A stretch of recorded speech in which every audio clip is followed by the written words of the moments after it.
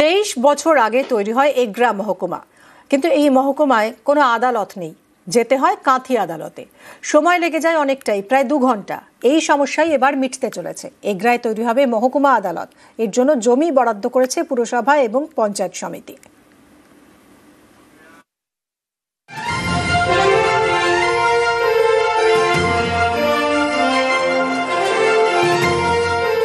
পূর্ব মেদিনীপুরের এগরা এই মহকুমায় কোনো আদালত নেই।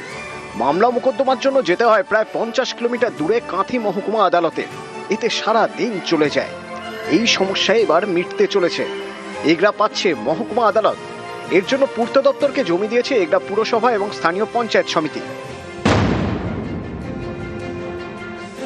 এটা তো আমাদের এগরা মহকুমাবাসীর জন্য খুবই আনন্দের খবর, খুশির খবর, যে দীর্ঘদিন আমাদের দাবি ছিল, সেই মতো এটা আমরা পেয়েছি। তাতে আমরা আনন্দিত এবং গর্বিত। 2002 সালে মেদিনীপুর ভেঙে তৈরি হয় 2 জেলা, পূর্ব মেদিনীপুর এবং পশ্চিম মেদিনীপুর। এরপরে পূর্ব মেদিনীপুরের কাঁথি মহকুমা ভেঙে তৈরি হয় এগরা মহকুমা। কাঁথিতে আগেই মহকুমা আদালত ছিল, কিন্তু এগরায় জমি জটের কারণে এতদিনেও আদালত তৈরি করা যায়নি। অবশেষে সেই জমি জট কেটেছে। এগরায় তৈরি হবে মহকুমা আদালত।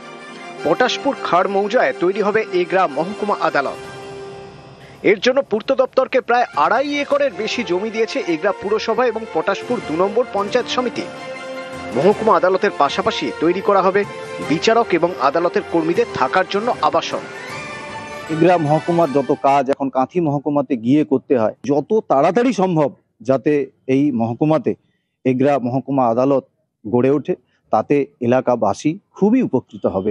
মঞ্জুরিকরণ হয়েছে এবং সুপারিনটেন্ডেন্ট ইঞ্জিনিয়ার মেদিনীপুরের কাছে এর এস্টিমেট এবং প্ল্যান গেছে। কাজ অতি সত্বর শুরু হবে। আমরা খুবই খুশি।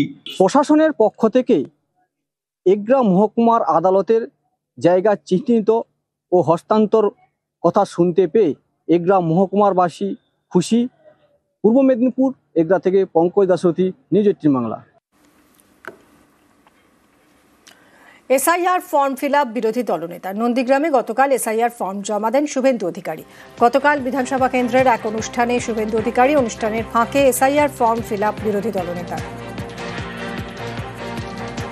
এসআইআর ফর্ম ফিল আপ বিরোধী দলনেতা শুভেন্দু অধিকারীর নন্দীগ্রামে গতকাল এসআইআর ফর্ম জমা দেন শুভেন্দু অধিকারী।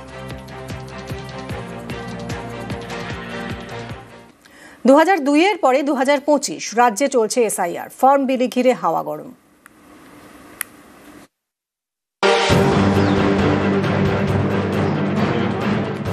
পশ্চিমবঙ্গে মঙ্গলবার থেকে শুরু হয়েছে এসআইআর ফর্ম বিলি। এ নিয়ে নানা জায়গায় এসআইআর সহায়তা কেন্দ্র চালু করেছে বিভিন্ন রাজনৈতিক দল। উত্তর দিনাজপুরের ইসলামপুর শহরে বিজেপির অফিসের বাইরে এসআইআর এর পাশাপাশি খোলা হয়েছে সিএএ শিবির। এসআইআর এবং সিএএ নিয়ে যে সহায়তা ক্যাম্প বিজেপি ইসলামপুর নগর মণ্ডল থেকে খোলা হলো। এসআইআর নিয়ে কিংবা সিএএ নিয়ে কোনো রকম অসুবিধা হলে আপনারা আমাদের এই ক্যাম্পে আসতে পারেন। বিজেপির এটা চক্রান্ত। জনগণকে বলবো যে আপনারা কেউ সিএ অ্যাপ্লাই করবেন না। যখনই আপনি সিএ অ্যাপ্লাই করবেন তখন আপনি কিন্তু বুঝে নেবেন যে আপনার ভারতবর্ষের নাগরিকত্ব নয়। আলিপুরদুয়ারেও একই ছবি। আলিপুরদুয়ার শহরে বিজেপির জেলা অফিসে চালু এসআইআর সহায়তা কেন্দ্র। সেখানে একই সঙ্গে চলছে সিএএ ক্যাম্প।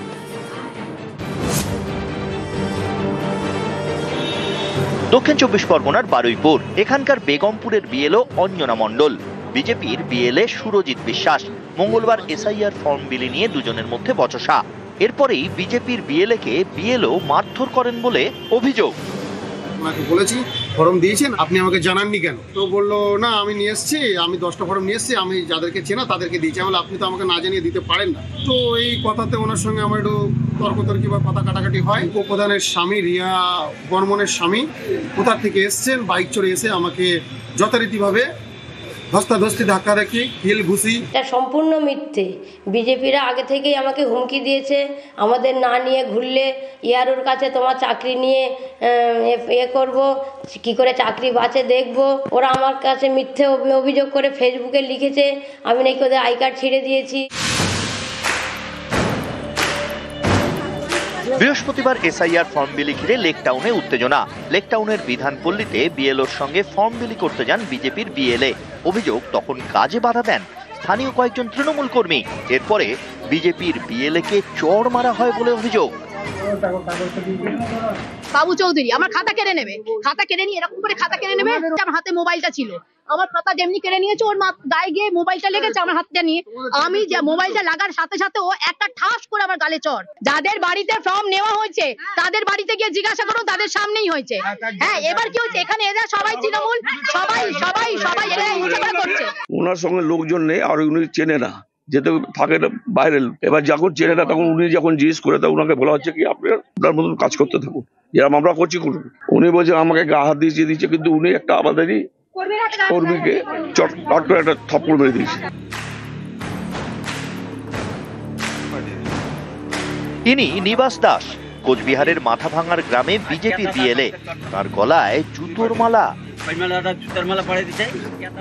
বৃহস্পতিবার সকাল মাথাভাঙার ছাটখাটের বাড়িতে এসআইআর ফর্ম বিলি করতে যান বিএলও।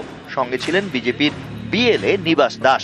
অভিযোগ, বিজেপির বিএলএ কে দেখেই চড়াও হন স্থানীয় তৃণমূল কর্মীরা। পরানো হয় জুতোর মালা, চড় থাপ্পড় মারা হয় বলে অভিযোগ।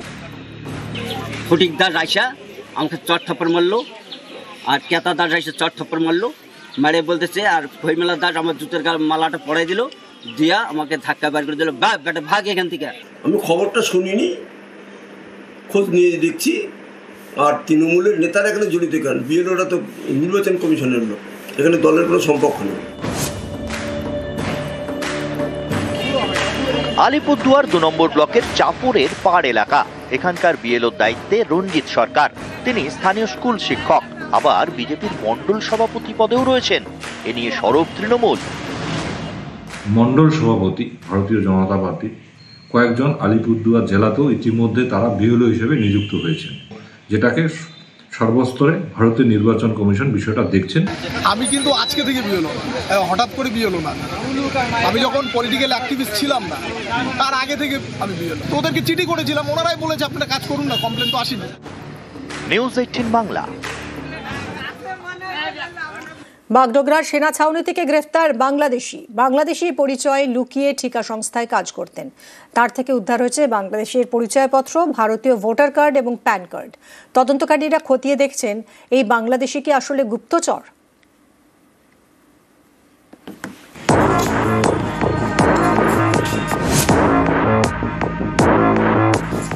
দার্জিলিং জেলার বাগডোগরায় রয়েছে ভারতীয় সেনাবাহিনীর ছাউনি। এই সেনা ছাউনি থেকে বুধবার গ্রেপ্তার করা হয় এক বাংলাদেশিকে। ধৃতের নাম নন্দ মণ্ডল। ধৃতের থেকে উদ্ধার করা হয়েছে বাংলাদেশের পরিচয়পত্র। উদ্ধার হয়েছে ভারতীয় ভোটার কার্ড, প্যান কার্ড এবং একাধিক ডেবিট কার্ড।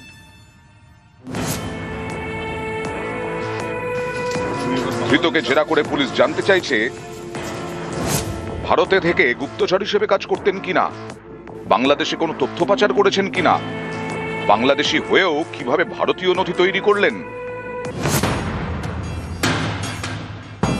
সম্প্রতি বাগডোগরার ব্যাংডুবি সেনা ছাউনি এলাকার রাস্তা তৈরির বরাত পায় স্থানীয় একটি ঠিকা সংস্থা। এই ঠিকা সংস্থাতেই সুপারভাইজার হিসেবে কাজ করেন ধৃত বাংলাদেশি নন্দ মণ্ডল। পুলিশের দাবি, বাংলাদেশি পরিচয় লুকিয়ে ঠিকা সংস্থায় কাজ পান নন্দ। ঠিকা সংস্থার কাজের সূত্রে একাধিকবার সেনা ছাউনিতে ঢোকেন। বুধবারও ঠিকা সংস্থার কাজের নামেই সেখানে যান। সেনা ছাউনিতে নিরাপত্তা রক্ষীরা তার পরিচয়পত্র দেখতে চান। মোবাইল ফোনে ভারতীয় নথি দেখাতে গিয়ে ভুল করে বাংলাদেশের পরিচয়পত্র দেখিয়ে ফেলেন। তখনই তাকে ধরে ফেলেন জওয়ানরা। পরে গ্রেফতার করে বাগডোগরা থানার পুলিশ। পুলিশের দাবি, জেরায় স্বীকার করেছেন তিনি বাংলাদেশি। 1990 সাল নাগাদ পরিবার নিয়ে ভারতে আসেন। ভারতীয় পরিচয়পত্র তৈরি করেন। 2002 ভোটার তালিকায় তার নামও আছে। জলপাইগুড়ির কোতোয়ালিতে নিজের বাড়ি। এখান থেকে একাধিকবার বাংলাদেশে যাতায়াত করেছেন। কেন বারবার বাংলাদেশে যাতায়াত? ধৃত ব্যক্তি কি বাংলাদেশের গুপ্তচর? তাই কি তথ্য পাচার করতে বারবারও পারে? খতিয়ে দেখছে পুলিশ। বাগডোগরা থেকে বিশ্বজিৎ মিশ্র, নিউজ 18 বাংলা।